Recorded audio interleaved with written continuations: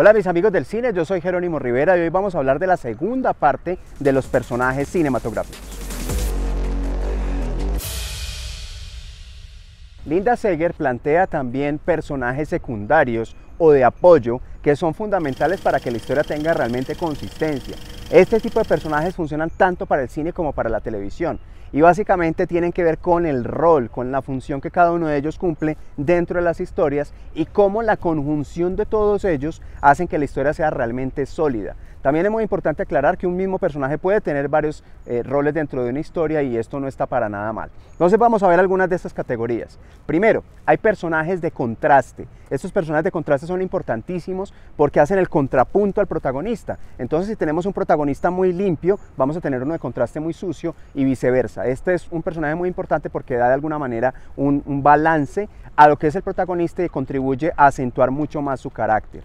Y en esa misma línea tenemos también los personajes de equilibrio. Los personajes de equilibrio fundamentalmente funcionan para evitar los clichés. Entonces si tenemos un grupo de personajes que es corrupto, el del equilibrio será aquel que no lo es, para dar a entender también que en la condición humana pues no todos son exactamente iguales. Tenemos también, según Linda Seger, el personaje temático. El personaje temático es aquel que funciona fundamentalmente porque representa en sí mismo alguna categoría. Entonces, si tomamos, por ejemplo, una película que ocurre en una escuela de los Estados Unidos, pues vamos a tener siempre el entrenador, la porrista, el capitán del equipo de fútbol americano, que funcionan específicamente como personajes temáticos para darle color a la historia y para que entendamos que ese ecosistema, que ese ambiente funciona perfectamente.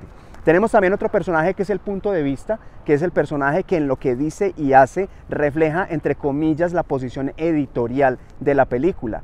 Tenemos también el personaje divertido, que es aquel, sobre todo en películas que no son cómicas, que genera el desahogo, que genera el alivio frente a las situaciones más tensionantes. Lo vemos sobre todo en las películas de acción y en las películas de terror también. Ese personaje divertido equilibra las tensiones y permite que la historia funcione mucho mejor.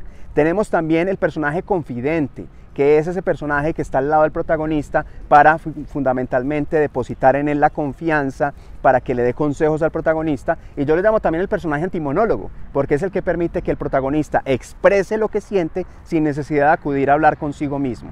Y finalmente tenemos también el personaje catalizador, que es fundamental porque este personaje lo que hace es que propicia el conflicto. Gracias a alguna acción o algún diálogo que éste diga, aparece el conflicto en la historia y el conflicto se hace presente en la película. Estas son las categorías básicas que plantea Linda Seger, junto a uno que se llama personaje de peso o de masa, que en el medio audiovisual se conocen como figurantes y extras. La diferencia entre figurantes y extras es que el figurante tiene diálogos, el extra no lo tiene, pero son importantes. Ahora mismo aquí detrás de mí deben estar apareciendo muchas personas, ninguno de ellos está pago, pero serían extras de esta grabación. Y finalmente tenemos otro tipo de personajes que no lo plantea Linda Seger, pero para mí son fundamentales, que son los personajes espejo. Un personaje espejo es alguien que aparece frente a otro personaje, generalmente el protagonista, para que éste pueda verse a sí mismo. Y tenemos ejemplos muy concretos, sobre todo en películas, por ejemplo, sobre la drogadicción. Siempre el protagonista va a encontrar a alguien que está peor que él y esto le va a dar un motivo para salir adelante. Este fue entonces la segunda parte de mi clase sobre personajes. En la primera veíamos personajes principales, estos son personajes secundarios. Cuéntame aquí en comentarios qué piensas, si encuentras otro tipo de personajes que te parezcan importantes o cualquier duda que tengan con respecto a este tema. Les recuerdo invitar a sus amigos a ser parte de esta comunidad de amigos del cine, suscribirse si aún no lo han hecho y activar las notificaciones para que siempre estés al tanto de los contenidos de nuestro canal Amigos del Cine.